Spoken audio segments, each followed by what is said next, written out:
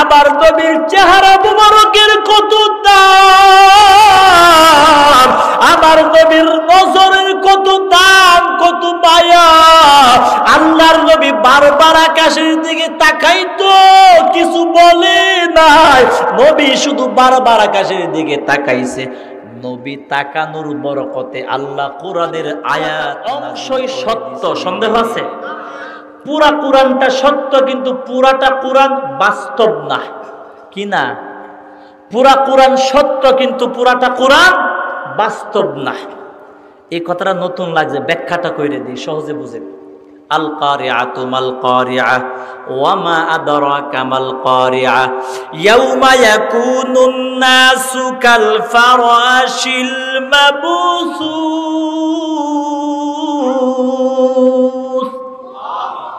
বুঝেন?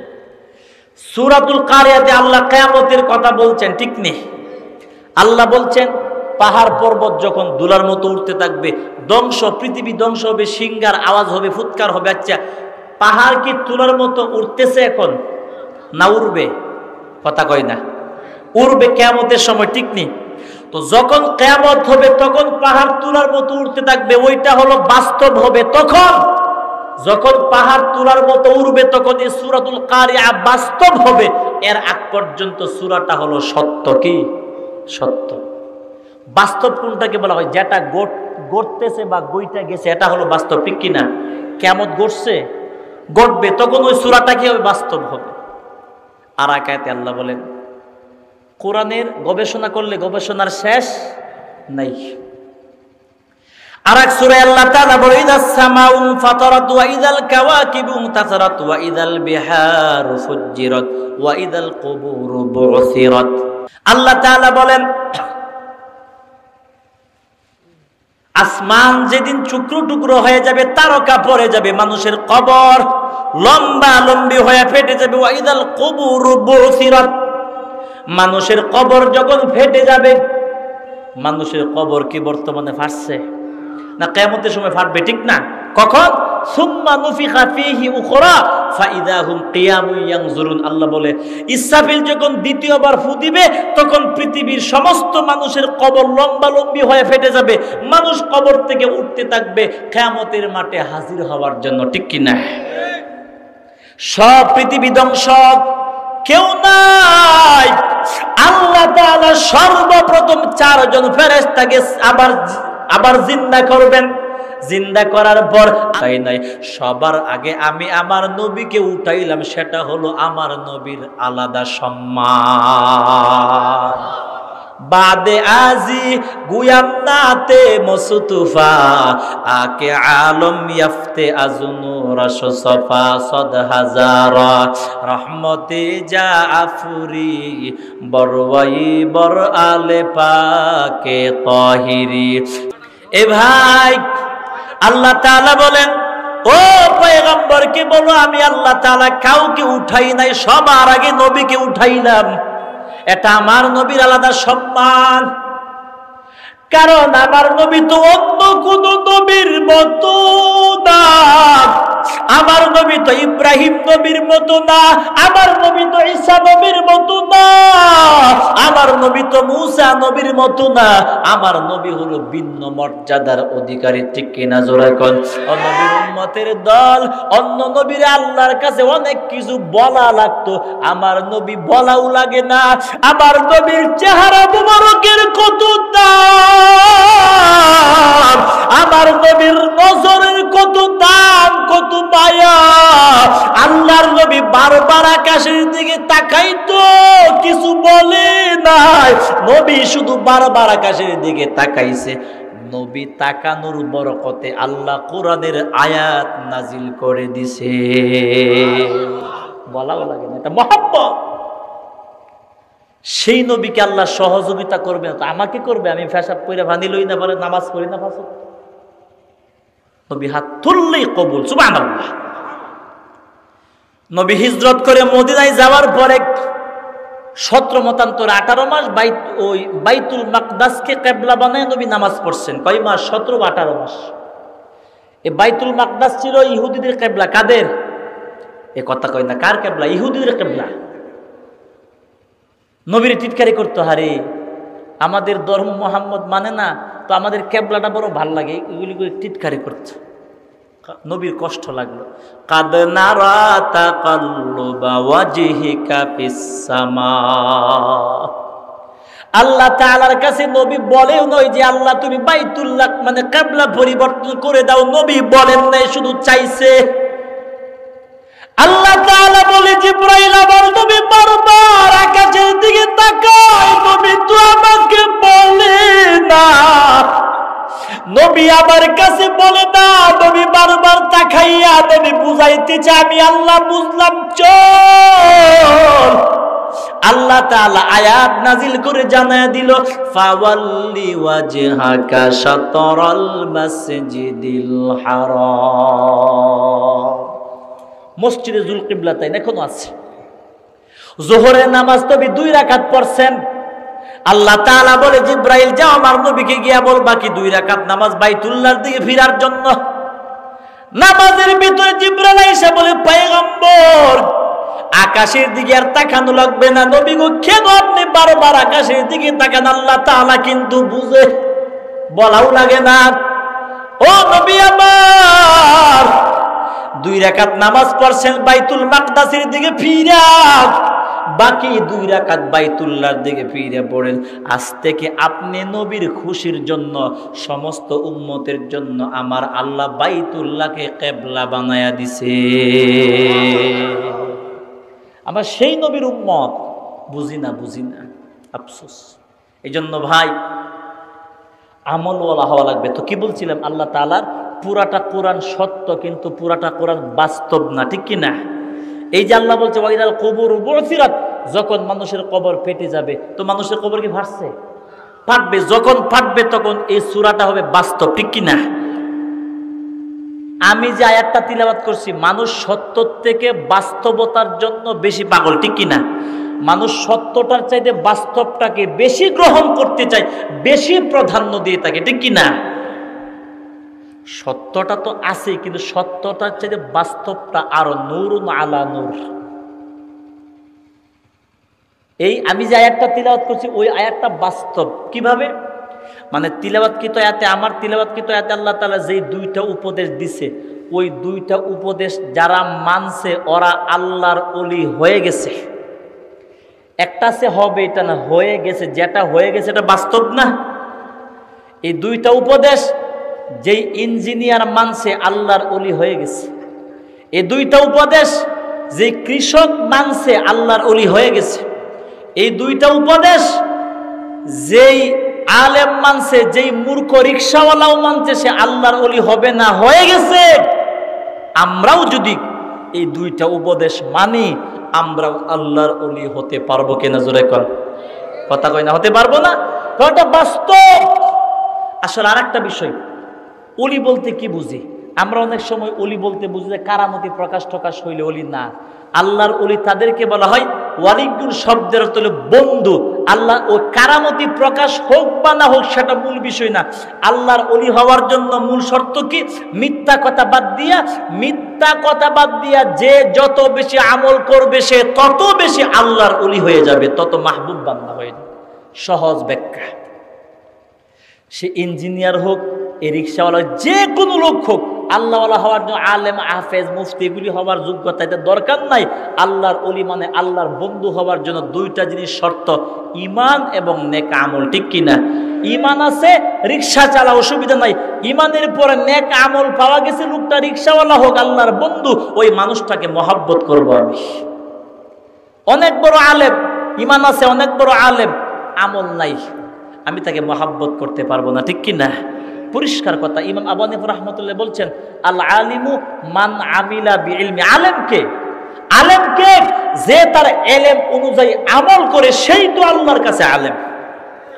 তো যেই আলেমের দ্বারা ইসলামের ক্ষতি হয়, যেই আলেমের আমলে ত্রুটি আছে, বড় ধরনের ত্রুটি আছে, তাহাকে আলেম বলা যাবে না, কারণ তার ইলম অনুযায়ী সে আমল করতেছে না। আমরা যে আলেম অনুযায়ী আমল করবে, আমরা তাকেই শুধু আলেম হিসাবে গণ্য করব, ঠিক কিনা? তাহলে আমাদের সংজ্ঞা আল্লাহর সাথে মিলে যাবে, ঠিক না? বাংলাদেশে বহুত বড় বড় আলেম আছে, এদের দ্বারা ইসলামের বড় বড় ক্ষতি হইতেছে, বড় বড়, ছোট না, বড় বড় ক্ষতি হইতেছে। এই জন্য ভাই আমি সব সময় দোয়া করবো যে আল্লাহ আমার দ্বারা, দেখেন আরেকটা বিষয়, আল্লাহ তাআলা ইসলামের খেদমত, আমি আলেম হলেই যে আমার দ্বারা ইসলামের খেদমত বেশি হবে এমনটা কিন্তু না। কখনো কখনো দেখা যায় একটা ভার্সিটির ছেলে, একটা বিশ্ববিদ্যালয়ের যুবকের দ্বারা ইসলামের যে খেদমত হয়, একজন আলেমের দ্বারাও সে খেদমতটা হয় না। কখনো কখনো কখনো কখনো কখনো একটা রিকশাওয়ালার দ্বারা ইসলামের যে খেদমতটা হয়, একজন শেখুল হাদিসের দ্বারাও সে খেদমতটা হয় না। সুতরাং ইসলামের খেদমত আল্লাহ কার কাছ থেকে কতটুকু নিবেন সেটা একমাত্রই জানেন কে? আল্লাহ। এই জন্য আমি দোয়া করবো, আল্লাহ তুমি আমাকে ইসলামের জন্য কবুল করো, আমাকে কবুল করো। তুমি আলেম হও না, অসুবিধা নাই, আলেম না হইলেও তোমার দ্বারা আল্লাহ ইসলামের খেদমত নিবে যদি তুমি আল্লাহর কাছে আশা রাখো, ঠিক কিনা? আশা রাখতে হবে। আল্লাহ তুমি আমাকে ইসলামের জন্য কবুল করো, এটা দরকার, ঠিক কিনা? আমরা এইগুলি বলবো।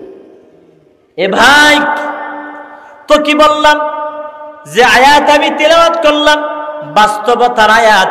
আল্লাহ তাআলা বলেন দুইটা ইমানদার, তোমাদেরকে দুইটা উপদেশ আমি আল্লাহ দিলাম। এক নাম্বার, ইয়া আইয়ুহাল্লাযীনা আমানু, ইমানদার কারা? আল্লাহ তাআলা বলেন, ইমাম আবু হানিফা রাহমাতুল্লাহি আলাইহি ইমানের ব্যাখ্যা করতে গিয়ে বলেন, আত-তাসদীকু বিল জিনান, অন্তর দিয়া বিশ্বাস করতে হবে যে আল্লাহ তাআলা ছাড়া উপাস্য আর কেউ নাই। এটা হলো মূল ইমান। আর কামেল ইমান হলো আত-তাকরিরু বিল লিসান, জবান দিয়ে স্বীকারোক্তিও করা লাগবে। 3 নাম্বার, আল আমালু বিল আরকান, তোমার প্রত্যেকটা আমল কইরা ইমানকে প্রমাণ দিতে হবে, ঠিক কিনা? জোরে কোন। ইসলামের যতগুলি বিধান আছে সবগুলি বিধান তুমি মানবা। প্রতিটা বিধান মানার মাধ্যমে তোমার ঈমানের পরিপূর্ণতার প্রমাণ তুমি দেওয়া লাগবে। শুধু কালিমা পড়লেই পরিপূর্ণ ঈমানদার বলা যাবে না, কারণ তোমার মতো মুখে মুখে কালিমা নবীর যুগের মুনাফিকরাও পড়ছে, জুরে কোন, ঠিক কিনা? বাস্তব পড়ছে। আমার দেশের অনেক এমপি মন্ত্রী, আমার দেশের অনেক অফিসার, আমার দেশের অনেক বড় বড় মানুষ কালিমা পড়ছে ঠিক, কিন্তু তাক্কা নিঃসন্দেহ ওরা কাফের। বিশ্বাস করবেন, সন্দেহ করা যাবে না। ওরা হয়তো আমাদের দেশের নাগরিক, হয়তো আপনি জানেন তার বাবা মুসলমান ঠিক, কিন্তু সে মুসলমান না। কালিমা পড়ছে ঠিক, কালিমা পড়ার পরেও গিয়ে তদন্ত করে দেখেন ওদের দিল থেকে মূল মহাব্বতটা তোমার জন্য না, মূল মহাব্বত হলো ভারতের জন্য, হিন্দু সম্প্রদায়ের জন্য। এটা তুমি তল্লাশি করে পাইবা, কোটি কোটি পাইবা, হাজার হাজার পাইবা। ঈমান কালিমা পড়ছে, কালিমাই যদি তুমি পড়ো সঠিকভাবে, আমি সহজে বুঝাই, কষ্ট হইতেছে? মুনাফিকরা কালিমা পড়তো, পড়ছে না? পড়ছে। পড়ে কি করছে?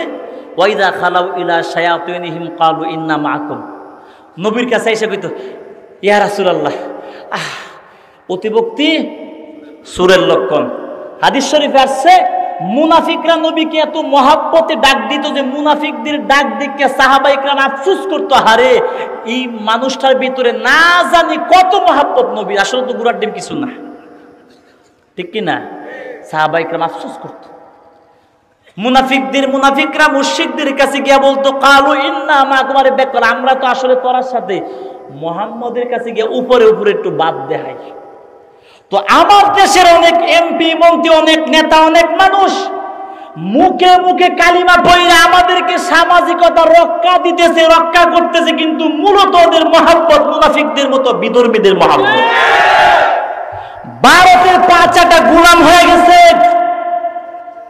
পারে না শুধু ভারতকে আল্লাহ ডাকতো। কেন? তোমার অত মায়া কেন লাগিয়া, অত মহাব্বত তোমার, তার জন্য কই ফেস তো দিল না বিপদের সময়? রাক্ষসটার লাগান 500 টন ইলিশ মাছ নিছে, মোদির বাচ্চা নিছে না? কথা কই না? এতগুলি ইলিশ মাছ নিছে, ফেসটা দিল না। একটা শর্ট মারছে, যা ফেস দিতাম না। এরপরে তো গান গাও। বাংলাদেশের বাণিজ্য মন্ত্রী বলছে ভারত আমাদের সাথে গাদ্দারি করছে। গাদ্দারি দেখছো কিনা? 10 বছর পরে গাদ্দারি বুঝবা। ভারতের গাদ্দারি দেখছো কিনা বুঝবা, সামনে সময় আইতেছে। এখনো যদি ঐক্যবদ্ধ আমরা হতে না পারি, ভারত আমাদের বাংলাদেশের প্রত্যেকটা মানুষের কানে দইরা দইরা ঘুরাবে, বলার সাহস থাকবে না। সময়টা আসতেছে, অপেক্ষা করো। আমি একটা কথা এখন মনে করি, সাইদি সাহেব প্রায় 15-20 বছর আগে একটা কথা উনি প্রায় মাহফিলে বলতো যে আমি দেখতে পাচ্ছি বাংলাদেশে বাগ্যা আকাশে উত্তর গগনে কালো মেঘ জমা হয়েছে। এই কথাটা বলতো, কিন্তু বলতো না হুজুর? বলতো প্রায় সময় এই কথাটা হুজুর বলতেন। এই কথাটা বাস্তবতা মানেটা বর্তমানে বাংলাদেশের মানুষ কিছু হলেও বুঝতেছে। এই কথাটা দ্বারা কি বুঝাইতো? ভারতের এদেরকে বুঝাইতো বাংলাদেশের ভিতরে ভারতের কয়েক লক্ষ মানুষ সরকারি চাকরিতে আছে বাংলাদেশের ভিতরে। এই তথ্য বের হয়ে গেছে। প্রশাসনের ভিতরে অনেক মানুষ আছে ভারতের চাকরি করতেছে। না হয় মুসলমান কখনো মুসলমানকে গুলি করতে পারে না, এটা বিবেকে বাধা দিবে। মেয়া আমি যত বড় বেআমলি হই না কেন, ঈমান তো আমার ভিতরে আছে। একটা মুসলমান যত বড় বেআমলি হোক, ঈমান তার ভিতরে আছে, সে আল্লাহকে মানে। কমপক্ষে আমল না থাকলে ঈমান কমপক্ষে আছে, সেই মহাব্বতে, ঈমানের মহাব্বতেও সে কখনো আরেক ঈমানদারের বুকে গুলি চালাতে পারে না। গুলি চালাইছে যাদের ভিতরে ঈমান নাই, যাদের ভিতরে ঈমান নাই, যেগুলি ঈমান হারা, ওই গুলি ছাড়া কেউ গুলি করতে পারে না, পারবেও না। এটা আমরা বুঝি, এই জগৎটা আজকাইছি না, সব বুঝি। আফসোস এ ভাই, কষ্ট হইতেছে। তাহলে আল্লাহর ইমাম শাফি রাহমাতুল্লাহি আলাইহি বলেন, না না, শুধু আল্লাহকে বিশ্বাস করলে পরিপূর্ণ ঈমানদার হওয়া যাবে না, কালিমা পড়লে পরিপূর্ণ ঈমানদার হওয়া যাবে না। কারণ ওই কালিমা মুনাফিকরাও পড়ছে, ঠিক কিনা? তোমার কালিমার দ্বারা বাস্তবতার মিল থাকা লাগবে, ঠিক কিনা? জোরে কোন। বাস্তবতার মিল হলো তুমি মুসলমান, তুমি ঈমানদার। আল্লাহকে যারা কাউকে তুমি মানতে পারবা না, মসজিদে তুমি যাইবা, সাজদা দিবা, মসজিদের মধ্যে সাজদা দিবা, হিন্দুদের মন্দিরের মধ্যে গিয়ে প্রণাম করবা, বুঝতে হবে কিছু সমস্যা আছে, ঠিক কিনা? একটা আছে তাদেরকে সম্মান জানো।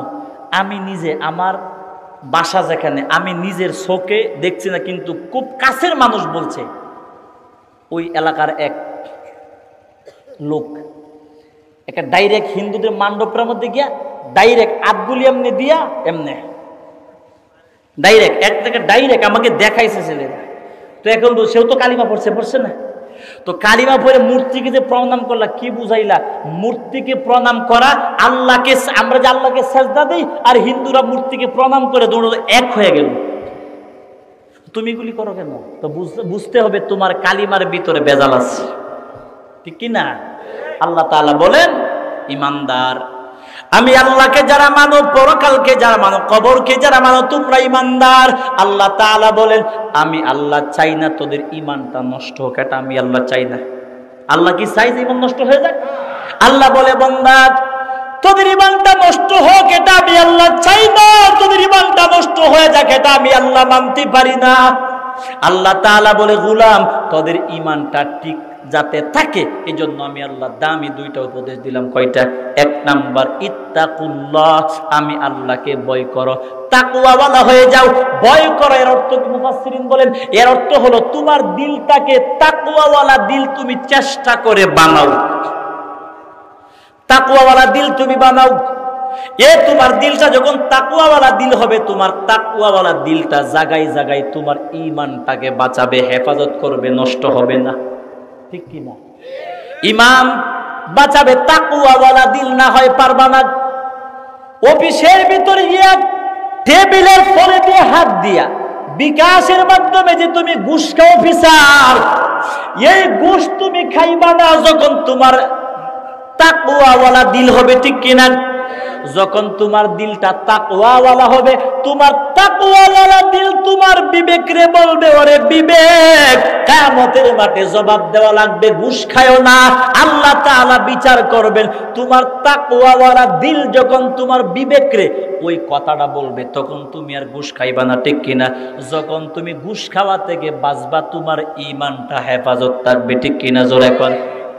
এই জন্য আল্লাহ বলেন, তোমার ইমানকে ঠিক রাখার জন্য দুইটা উপদেশ। এক নাম্বার, তাকওয়াওয়ালা দিল বানাইতে হবে চেষ্টা করে, ঠিক কিনা?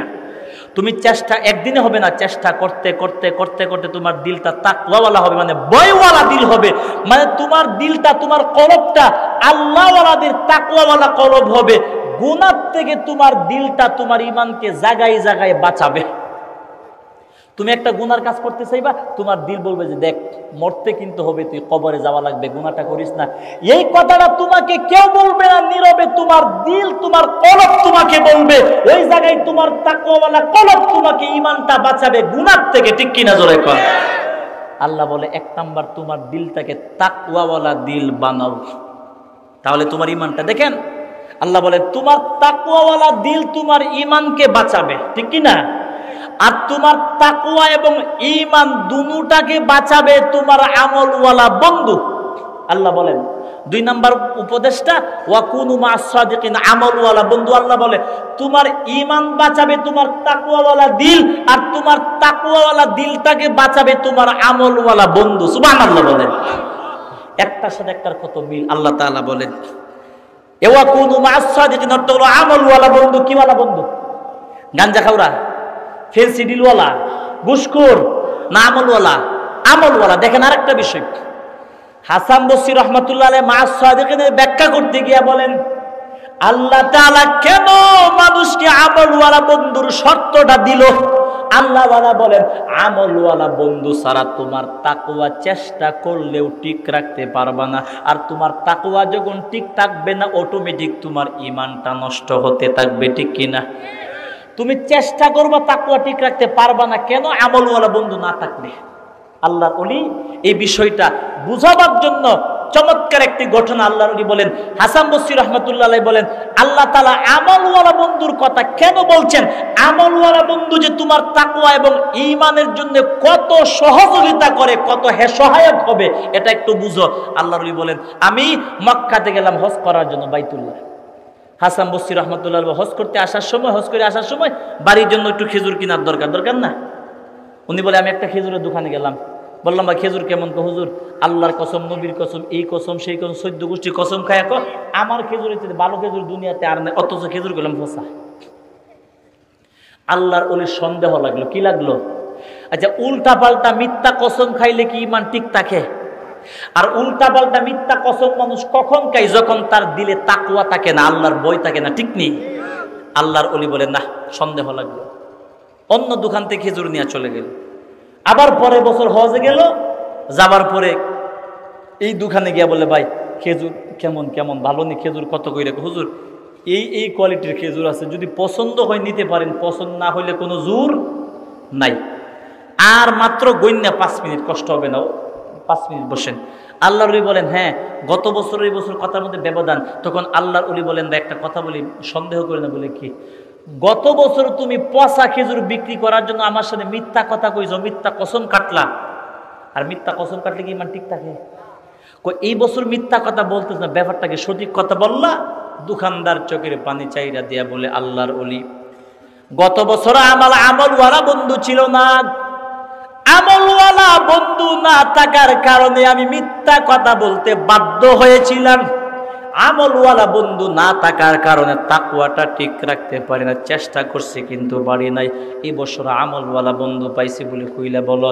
আল্লাহর ওলিকে বলে হুজুর আমার গত বছর আমার বউ ছিল, আমার বউটা বড় বেআমলি, আমার বউটা বড় খারাপ, আমার বউটা 24 ঘন্টা আমাকে প্রেসার দিয়ে রাখতো, আমার বউ 24 ঘন্টা আমাকে চাপ দিয়ে রাখতো বিভিন্ন টাকার জন্য, অনেক কিছুর জন্য। আমি আমার বিবির চাপের মধ্যে পুইরা মিথ্যা কথা বলতে বাধ্য হই। আমার বিবি আমাকে বলতো আজকে যেমনে ভাড়া এমনি 2000 টাকার খেজুর বিক্রি করাই লাগবে, 2000 টাকার খেজুর বিক্রি না করে বাড়িতে আইলে কেল্লা ভাড়াইলাম, উল্টা পাল্টা চাপ দিত। আমি আমার বিবির চাপে পড়ে মিথ্যা কথা বলতাম খেজুর বিক্রি করার জন্য, মন চাইতো না কিন্তু বাধ্য হইতাম। আমার ওই বিবিটা মারা গেল আলহামদুলিল্লাহ। বিবিটা মারা যাওয়ার পর আমি আর একটা বিয়ে করলাম, বাসর করে সব ক্লিয়ার করলাম। ও বিবি আমার আগের বিবির সব ঘটনা আমি নতুন বউয়ের কাছে বললাম। নতুন বিবির কাছে বলার পর আমার নতুন বিবি আমাকে ডাক দেয়া বলে ও স্বামী আমার ও স্বামী আমার, হাতের 5টা আঙ্গুল কিন্তু এক না। আল্লাহ তাআলা আমাকে আমলওয়ালা মায়ের গর্ভে জন্ম পাঠাইছেন, আল্লাহ তাআলা আমাকে আমলওয়ালা সন্তান বানাইছেন। ও স্বামী আমার, আজকে তুমি আমার কাছে ওয়াদা করো, আমি তোমার বিবি তোমার কবরে যাব না। ও স্বামী আমার, আজ থেকে আমার সাথে বাসর করে ওয়াদা করো, মরণ পর্যন্ত আমি বিবিকে খুশি করার জন্য কখনো আল্লাহকে নবীকে বেজার করবা না। এ ওয়াদা দাও। এ স্বামী আমার, হারাম খাদ্য আমি খাইব না, হালাল টাকা অল্প যদি হয় আমাকে দিব, অসুবিধা নাই। নবীর কন্যা ফাতেমা না খায় যদি থাকতে পারে আমিও পারবো, এরপরে হারাম খাবো না। ও স্বামী আমার, ব্যবসার মধ্যে মিথ্যা কথা বলবা না। মিথ্যা কথা বললে ইমান ঠিক থাকে না, আমল ঠিক থাকবে না। সত্য কথা বলবা, সত্য কথা বলার পরে খেজুর কেউ যদি কিনলো তো কিনলো, না কিনলে জোর নাই। রিজিকের মালিক কে? ওই স্বামী ডাক দেয়া বলে, আল্লাহর ওলি, আমার বিবিটা বড় আমলওয়ালা বিবি, আমার বিবির পক্ষ থেকে কোনো চাপ নাই, কোনো টেনশন নাই। এই জন্য আমার বিবির চাপ না থাকার কারণে মিথ্যা কথা বলাও লাগে না, মিথ্যা কথাও বলি না, ইমানটাও নষ্ট হয় না। ঠিক কি না? আমি আরো সহজে বুঝাই। আমাদের বাংলাদেশে অনেক অফিসার ঘুষ খাইতে আসলে ছানা, কিন্তু কেন ঘুষ খা জানেন? বাস্তবতা। অফিসার বেতন মনে করেন 50,000 টাকা, বউ ঈদের মার্কেটের লিস্টে দিছে 80,000 টাকা, তো বাহি 30,000 টাকা দিয়ে চুরি করবো? ওই বিবির চাপের মধ্যে পড়ে ইচ্ছা না থাকলেও বাধ্য হয়ে বাকি 30,000 টাকা ঘুষ খাইতে হয়। আল্লাহর ওলি হাসান বসরি রাহমাতুল্লাহ আলাইহি বলেন, এই জন্য আল্লাহ তাআলা বলছে তোমার ঈমানকে ঠিক রাখার জন্য দুইটা জিনিস লাগবেই, আমলওয়ালা, ওই তোমার তাকওয়াওয়ালা দিল লাগবে, আমলওয়ালা বন্ধু লাগবেই। আমলওয়ালা বন্ধু আর তাকওয়াওয়ালা দিল না থাকলে চেষ্টা করবা কিন্তু ঈমান বাঁচাইতে পারবা না, চেষ্টা করবা কিন্তু পারবা না। মা'আস সাদিকিনের একটা ব্যাখ্যা হলো আমলওয়ালা বন্ধু, আমলওয়ালা বন্ধু। আরেকটা ব্যাখ্যা করছেন মা'আস সাদিকিনের, আরেকটা ব্যাখ্যা হলো আমলওয়ালা পরিবেশ, আমলওয়ালা পরিবেশ। দেখেন আল্লাহ যে বলছেন যে আমলওয়ালা বন্ধু তোমার তাকওয়া ঠিক রাখবে, আর তোমার তাকওয়া তোমার ঈমানকে ঠিক রাখবে। মনে করেন আপনার ছেলেকে বিয়ে করাইছেন, আপনার ছেলেকে, আপনি নামাজ টামাজ তেমন পড়েন না, কিন্তু আপনার ছেলের শ্বশুর মাশাআল্লাহ দাড়ি টাড়ি আছে, খুব আমলওয়ালা নামাজি। 1 দিন 2 দিন 3 দিন 1 মাস 2 মাস দেখতে দেখতে একদিন হলেও আপনার বিবেকে বাধা দিবে যে না, আমার ছেলে আপন শ্বশুর আমার বিয়াই, আরে আমার বিয়াই নামাজ পড়তো আমি পড়তে পারি না, এটা খারাপ লাগে, বিবেকে বাধা মারবে। আপনার আমলওয়ালা বিয়াই বন্ধুর উসিলায় আপনার তাকওয়া এবং ঈমান ঠিক হয়ে যাবে। আপনার বিয়ের দেহা দিয়ে আপনি একদিন নামাজ পড়তে বাধ্য, ঠিক কি না? এই জন্য আল্লাহ বলছে তোমার আমলওয়ালা বন্ধু তোমার তাকওয়াকে বাঁচাবে, হেফাজত করার জন্য মরণ পর্যন্ত সহযোগী হয়ে যাবে, ঠিক কি না? জোরে কোন। এই যে এখানে কথার কথা, এখানে যে বসছেন, এটা আমলওয়ালা পরিবেশ না? এই সময়টা যদি আপনি শাস্ত্রলে থাকতেন, নিম্নেও 10টা কবিরা গুনাহ কবিরা মিথ্যা কথা বলতেন, ঠিক কিনা? উল্টাপাল্টা গীবত আউলা জাউলা কথা বলতে। এই পরিবেশে যতক্ষণ মানুষ বৈশা থাকে ততক্ষণ কি গুনাহ করতে পারে? পারে না। আরেকটা উদাহরণ বুঝেন, মনে করেন একটা মানুষ বেনামাজি, নামাজ টামাজ পড়ে না, কিন্তু সে প্রায় সময় মাদ্রাসায় যা, আল্লাহওয়ালাদের সহবতে মাঝে মধ্যে যা। মনে করেন মানুষটা মাদ্রাসায় প্রায় সময় যাওয়ার পরে মাদ্রাসার ছেলেরা যখন আজান দেয়, মাদ্রাসার ছেলেরা পাগড়ি বাইন্দা সুন্দর পরিবেশে নামাজ পড়ার জন্য প্রতিদিন মসজিদের মধ্যে যায়। এই বেনামাজি মানুষটা 1 দিন 2 দিন 1 সপ্তাহ 2 সপ্তাহ 1 মাস হঠাৎ করে তার বিবেকে সাড়া দিবে যে হারে আমার বয়স 40, নামাজ পড়ি না, অথচ এই ছোট ছোট ছেলেরা, আমার ছেলের বয়সের ছেলেরা মাশাআল্লাহ 5 ওয়াক্ত নামাজ পড়ে, অথচ আমি নামাজ পড়তে পারি না। এটা খারাপ লাগবে, দুঃখ লাগবে। মাদ্রাসার ছেলেদের নামাজের পরিবেশ দেখতে দেখতে ওই বেনামাজি মানুষটাও একদিন আমলওয়ালা হয়ে যাবে, নামাজি হয়ে যাবে। এই জন্য আল্লাহ তাআলা বলেন তোমার ঈমানকে ঠিক রাখতে হলে 2টা জিনিস লাগবেই, আমলওয়ালা বন্ধু লাগবে আর তাকওয়াওয়ালা দিল তোমার লাগবে, ঠিক কি না? এই 2টা জিনিস থাকলে দেখেন আপনার ছেলে যে এই ঢাকা বিশ্ববিদ্যালয়ের ছেলেদের নষ্ট হয়ে হঠাৎ করে কিন্তু হয়ে যায় না। দেখা গেছে একটা ছেলে গাঞ্জা কি বুঝতো না, ইয়াবা ট্যাবলেট কি বুঝতো না, ওই ছেলেটা তার ক্লাসমেট আছে না, তার ক্লাসের দেখা গেছে একটা ক্লাসের 2টা ছেলে খারাপ, ওই 2টা ছেলের সাথে আপনার ছেলেটা চলতে চলতে চলতে চলতে কিন্তু আস্তে আস্তে খারাপ হয়ে যায়। একদিনে খারাপ হয় না, আস্তে আস্তে আস্তে আস্তে এই জন্য আল্লাহ তাআলা বলেন, আমলওয়ালা বন্ধু যখন তোমার থাকবে, ওই আমলওয়ালা বন্ধু তোমার ঈমানকে হেফাজতের জন্য অনেক বড় উসিলা হয়ে যাবে। আর বেআমলি বন্ধু নিয়ে চলবা, বেআমলি বন্ধু নিয়ে তুমি চললে তুমি যতই চেষ্টা করো আমল ঠিক রাখতে পারবা না। আর আমল ঠিক না থাকলেই তো ঈমান নষ্ট হয় নাকি? এই জন্য ভাই আল্লাহ তাআলা বলে, এই দুইটা জিনিস আমি আল্লাহ তোমাদেরকে বললাম, এই দুইটা উপদেশ দুনিয়ার যে কোনো মানুষ মানছে আল্লাহর ওলি হয়ে গেছে। আমরাও যদি দুইটা জিনিস, ওই দুইটা উপদেশ আমল করতে পারি, আল্লাহ আমাদেরকেও মাহবুব বান্দা বানাবেন ইনশাআল্লাহ। ঠিক কিনা? এই দুইটা জিনিস আমরা মানার চেষ্টা করব। আল্লাহ তাআলা আমাদের সকলকে তৌফিক দান করুক, বলেন আমিন।